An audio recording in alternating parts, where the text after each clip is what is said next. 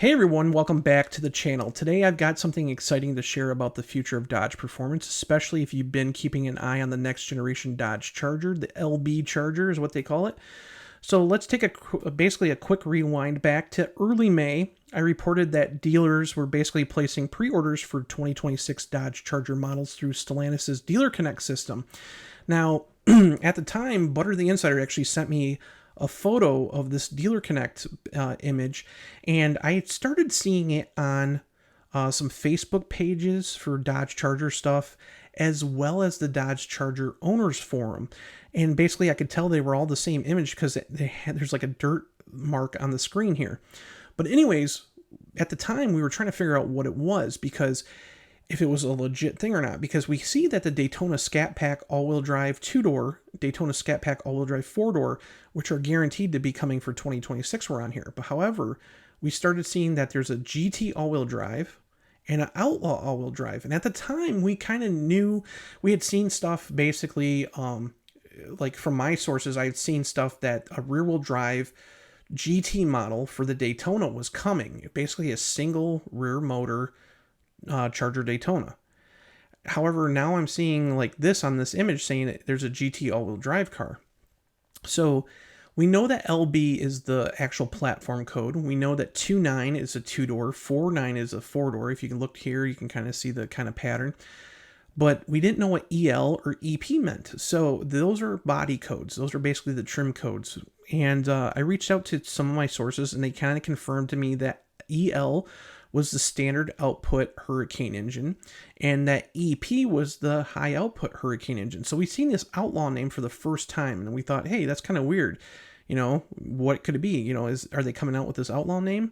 So we did this article on May 4th of 2025 this year. So fast forward to just the other day, I was on the USPTO website, United States Patent Trademark Office website. And I like to go on there and kind of find different things, like different patents and stuff that Stellantis is doing. And I happened to be looking through the trademark stuff, and I caught something that really caught my attention, actually. One was a trademark for the name Outlaw. And if you look, it was basically filed the day after we posted that article on Mopar Insiders, May 5th. And again, the article was posted on May 4th. And then, so the Outlaw name is here, and then that wasn't the only name that I seen. I basically seen a name for the Charger Outlaw, so that kind of confirms that, hey, it's going to be a Dodge for sure. And Outlaw isn't just going to be a one-off vehicle or whatever. It's basically the Dodge Charger Outlaw.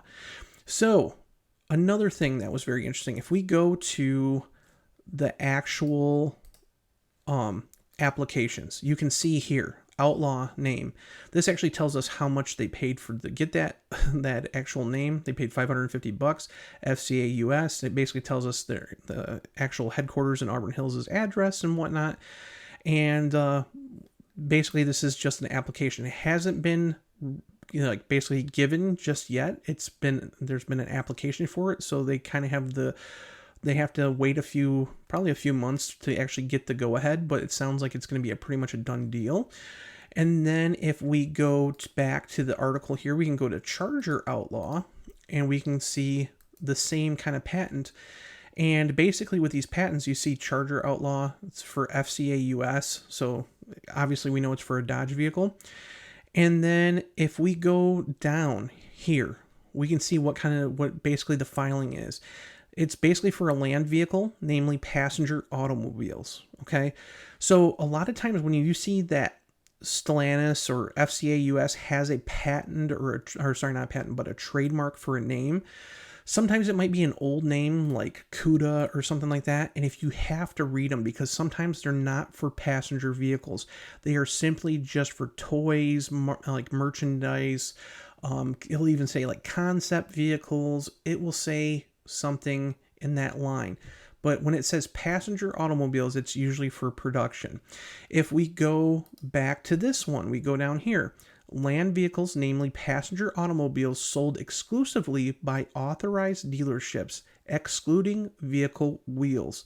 So basically, again, sold through dealerships. This sounds like it's the actual Dodge Charger, going to be the Outlaw, the high output car. And if you see the excluding vehicle wheels, it's probably because they have another name, or somebody has a name for a wheel design that has the name Outlaw. Okay, so some big news there. Okay, and if you're wondering, what is the Charger Outlaw? What is this car? Well, this is the new, basically, again, twin turbo, 3-liter Hurricane inline 6 powered Dodge Charger. This is the very first internal combustion car that we'll get.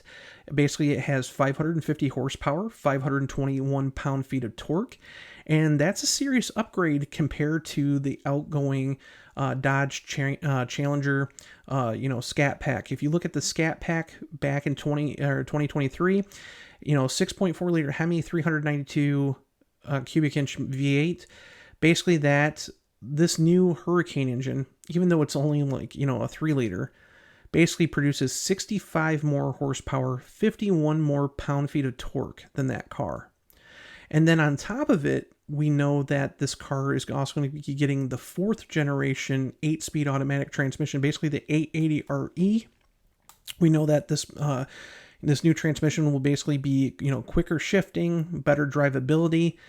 Basically, obviously, we know because of the Dealer Connect leak, we know that it'll have all-wheel drive as standard, but we've heard from Dodge that they will have a button or some kind of menu in the touchscreen that you'll be able to basically force the car into rear-wheel drive. So you can still do burnouts and stuff like that. So don't think like, hey, it's just a bad thing that it's all-wheel drive.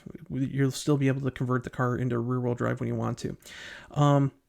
Now, again, I did some research on the USPTO website. I looked for logos. I was hoping to find some kind of logo, maybe kind of like the Hellcat logo, but I didn't see anything for an Outlaw.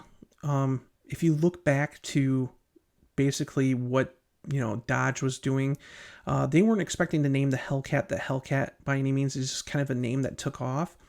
And when they came up with the logo, they were actually sending people over to holding lots and slapping the badge on before they were shipped out to dealers, because at the time the cars were going to say supercharged on the side and they didn't have an official logo just yet. So there's plenty of time for them to get these badges done.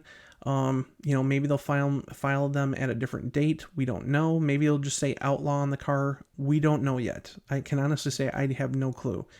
So hopefully we'll see something out like testing or something like that might have the name on it. But for right now, that's all we know. Okay, so there's no logo just yet. But again, the Hemi may be out for now. We know that they're going to eventually bring the Hemi back for the cars here probably in the next couple years. But honestly, Outlaw is the first step moving forward for internal combustion with the new Dodge Charger. Again, I love my Charger Daytona. I think it's a really good car. It's not a car for, I would say it's not a car for car people, mainly because you can't, customize it and work on it and all this stuff. I mean, you can put wheels and tint the windows and put graphics on it, but you can't put a different exhaust on it. You can't, put a cold air intake. You can't really do car guy things to it. But the way it drives is so good. 1,000 times better than the outgoing L Series cars. So I can't wait to get my hands on one of these Hurricane powered cars. So until then, be sure to subscribe, hit that bell so you don't miss any more Dodge news or insider updates, and I'll catch you in the next one. Bye.